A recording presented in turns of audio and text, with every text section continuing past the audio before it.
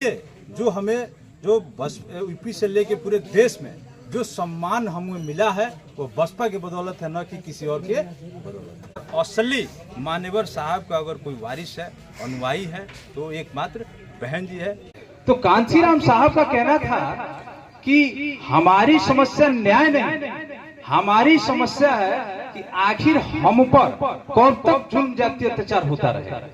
जिस पर हमने मुहर लगा दिया कि बहन जी असली मिशनरी हैं, वह कभी भी उनको बहन जी को मिशन मूवमेंट से कोई भटका नहीं सकता है। हम उनके साथ रहना है।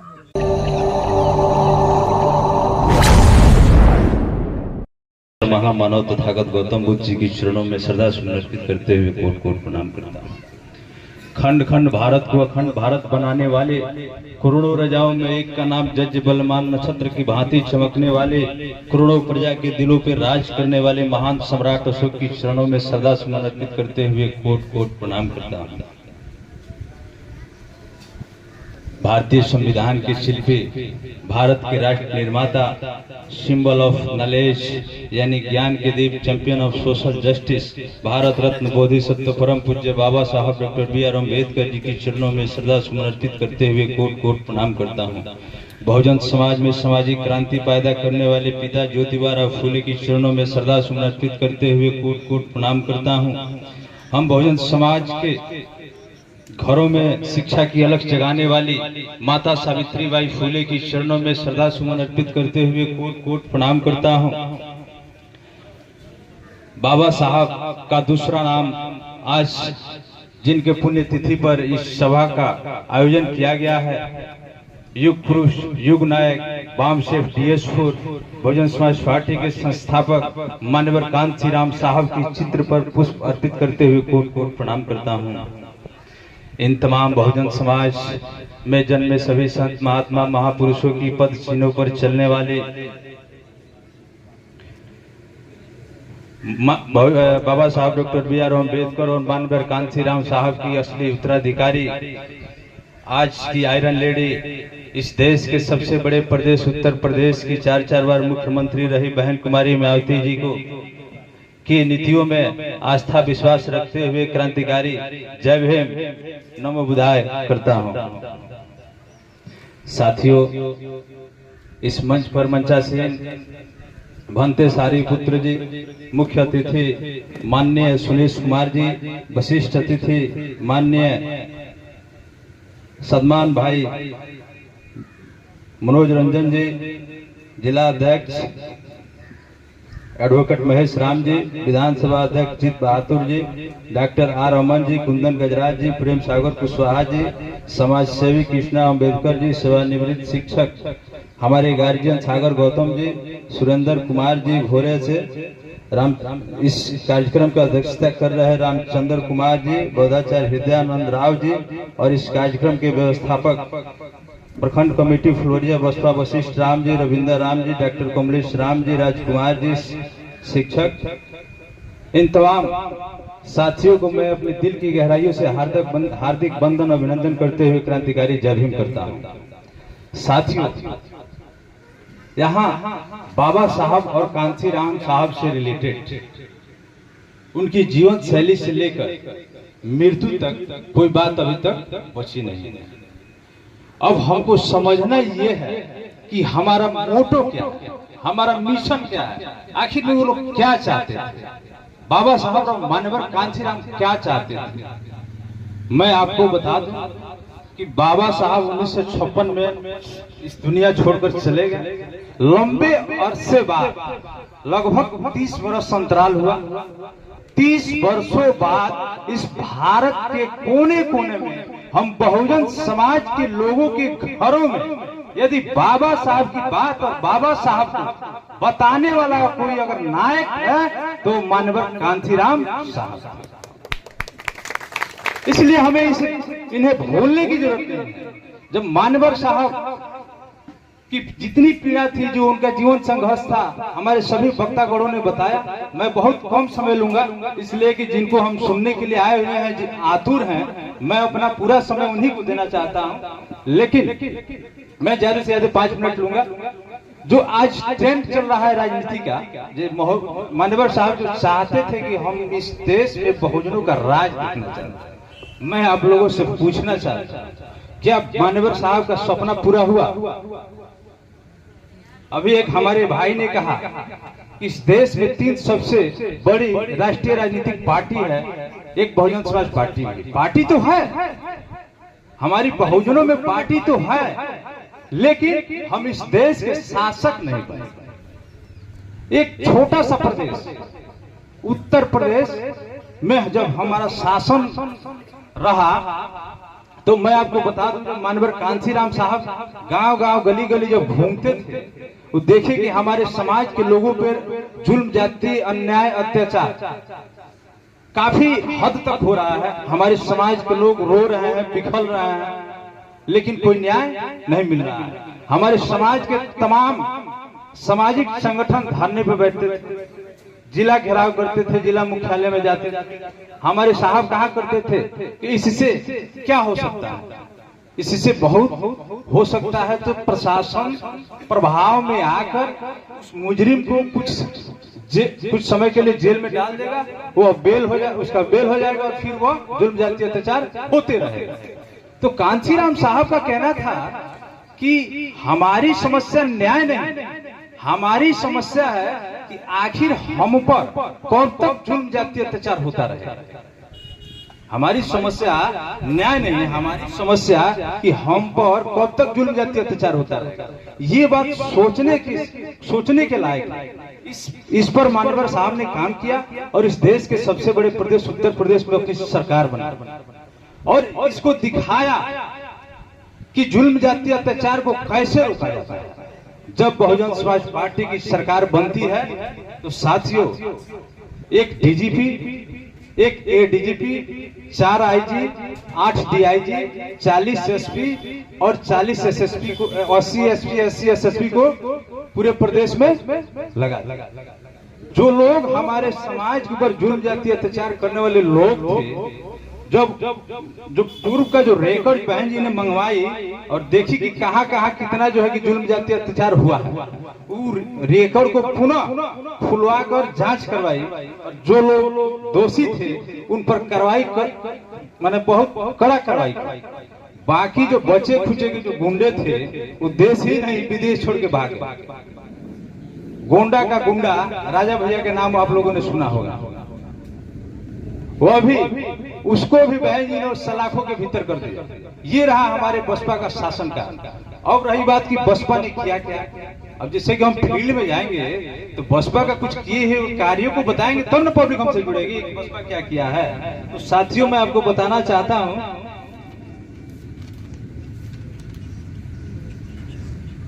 कि शिक्षा मित्र 1,24,000, सफाई कर्मियों की बहाली 1,08,848, बीटीसी शिक्षक बहाली 88,000, शिक्षक की बहाली 72,000, आंगनबाड़ी की बहाली 55,318, सहायक आंगनबाड़ी बहाली 54,460, पुलिस की बहाली 41,000, सब इंस्पेक्टर की बहाली 4,000, पुलिस की बहाली 35,000, उर्दू शिक्षक की बहाली 5,000, मेडिकल कॉलेज 7 गो, engineering college 6, homeopathy college 2, polytechnic college 34, paramedical college 2, विश्व स्तरीय विश्वविद्यालय 6, डिग्री कॉलेज 200 से अधिक, इंटर कॉलेज 200 से अधिक, high school 572, primary school 5549, ITI college 100 से अधिक, नए मंडल गठन 6, नए जिलों का गठन 23, नए जिले अस्पताल 23, नए जिलों सत्र न्यायालय 23, नए जिले अधिकारी कार्यालय 23, नए विकास भवन 23, नए पुलिस लाइन 23, नए IARTO ऑफिस 23, नए डाइट खोले 23, नए तहसीलों का गठन 45 से अधिक, नए विकास खंड बने 40 से अधिक, अम्बेडकर विकास ग्राम आवास 28,419 से अधिक, भूमिहीनों को भूमि वितरण, जो 1-1 एकड़ में बहन जी अपने शासनकाल में सरकार बनते ही भूमि सुधार बिल ला के जो आज नीतीश कुमार कर रहे हैं, उसको बहन जी आज से 20 साल पहले करके अपने समाज की 1 एकड़ से 2 एकड़ जमीन यानी करोड़पति बनाने का काम किया। जो आज हमारे लोग 5 किलो अनाज के लिए जो दूसरों के आगे जो भीख मांग रहे हैं, वो बहन जी ने स्वयं का अपने जमीन का मालिक बना दिया कि ये लोग मेहनत कश लोग हैं, अपने ज़मीन में अपना बीज छोड़ के 5 किलो अनाज मुफ्त के अनाज के चक्कर में नहीं, अपने खेतों से पैदा करके यह अनाज पैदा करके खाएंगे। इसके लिए बहन जी ने अपने समाज को 1 से 2 एकड़ ज़मीन जो है कि उत्तर प्रदेश में देने का काम किया है। अम्बेडकर आवास योजना के तहत गांव बसाया, गांव जिसमें बिजली, पानी, नाला, विद्यालय में अस्पताल बनाया गया। इतनी सारी बहन जी ने काम किया।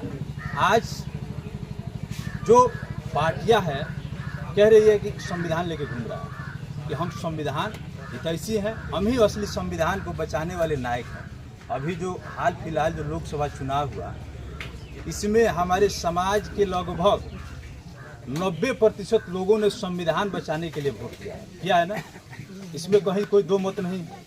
लेकिन मैं पूछना चाहता हूं, जो वोट किया उनसे भी और जिसको वोट किया उससे भी, कि जब सरकार ने सुप्रीम कोर्ट के बहाने आरक्षण के कोटे में कोटा, क्रीमी लेयर जब लाया, तो क्या इस पर ये संविधान बचाने वाले जो लोग जो किताब लेके जो घूम रहे थे, उन्होंने बोला? क्यों भाई?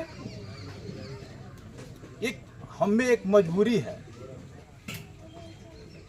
कोई भी दूसरे समाज का लोग, बाबा साहब का मंच लगा हुआ है या कांसीराम साहब का मंच लगा हुआ है, पैसा हमारा, मंच हमारा, लोग हमारा, अगर कोई भी अगर आके बाबा साहब का को जय भीम और अच्छी उनकी जो है कि 10 कहानियाँ अगर बातें कह देता है, तो हमारे समाज के लोग उसे मिशनरी समझने लगते हैं।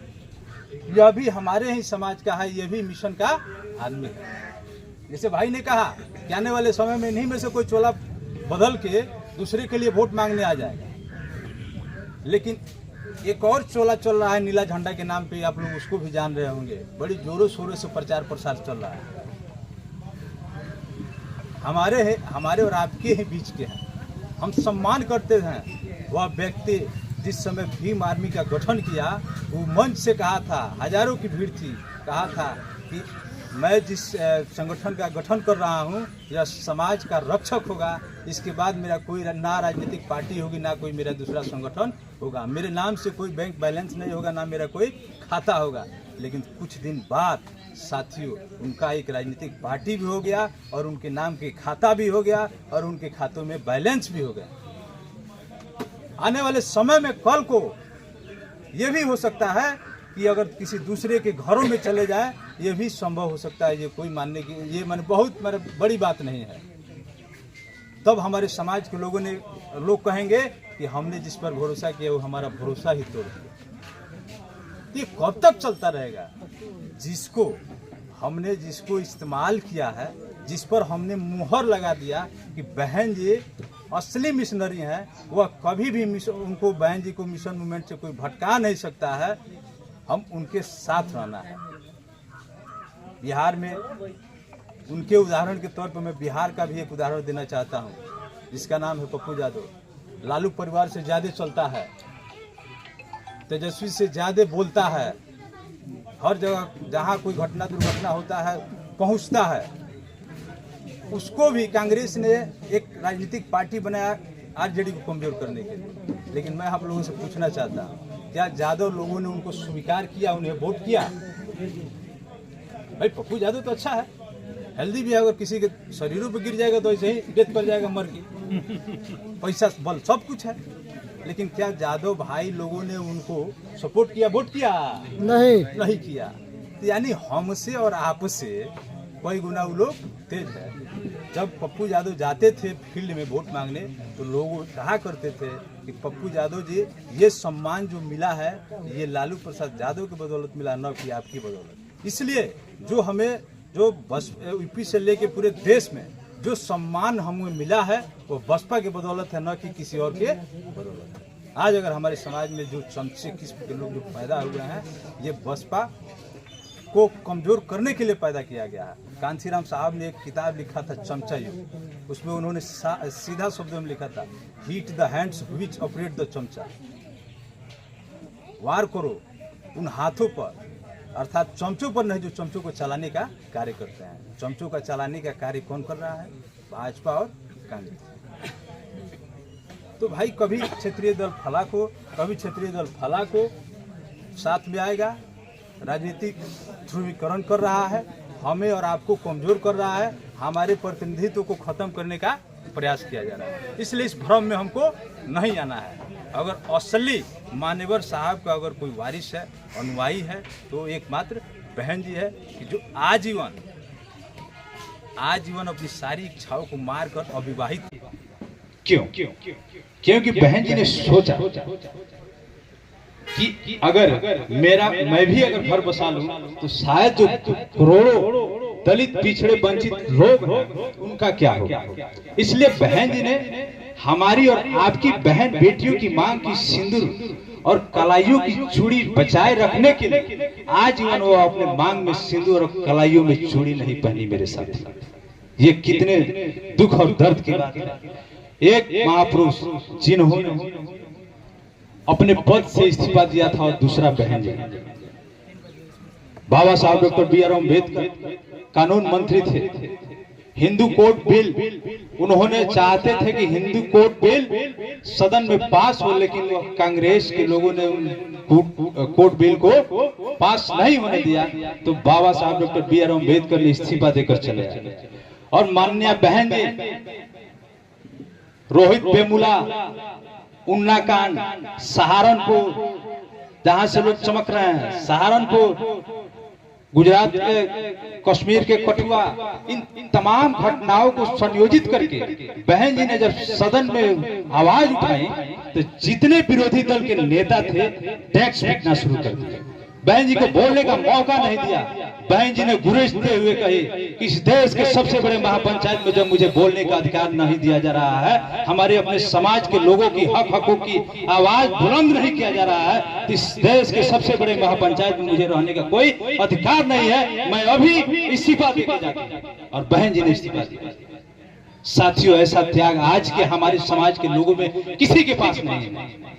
भले झंडे और नीले रंगों के नाम पे लोग राजनीति करते हैं, लेकिन बहन जी जैसा आज तक कोई न नेता हुआ है और भविष्य में भी हम कल्पना कर सकते हैं कि उनके जीते जी अगर कोई आके उनका दामन थाम ले तो हम लोग उनका हार्दिक वंदन अभिनंदन स्वागत करेंगे। लेकिन उम्मीद है कि ऐसा कोई उत्तराधिकारी अभी तक नहीं मिला। इसलिए साथियों, मैं अपनी बात को बहुत चंद शब्दों में खत्म करना चाहता हूं। इसलिए मैं कुछ कहना चाहता हूं, हिंदू धर्म से नफरत करो ये कुरान नहीं कहता, भारत की मस्जिदें तोड़ो ये श्री राम नहीं कहता। पानी की कोई जात नहीं होती, रोटी का कोई धर्म नहीं होता, जहां इंसानियत जिंदा है वहां मजहब की बात नहीं होती। कौन कहता है कि हिंदू धर्म खतरे में है, कौन कहता है कि मुस्लिम धर्म खतरे में है। अरे मेरे समाज के लोगों, जरा चश्मा उतार के देखो, इन चंद गद्दार नेताओं के कारण भारत का संविधान खतरे में है, भारत का संविधान खतरे में है। जय हिंद, जय भारत।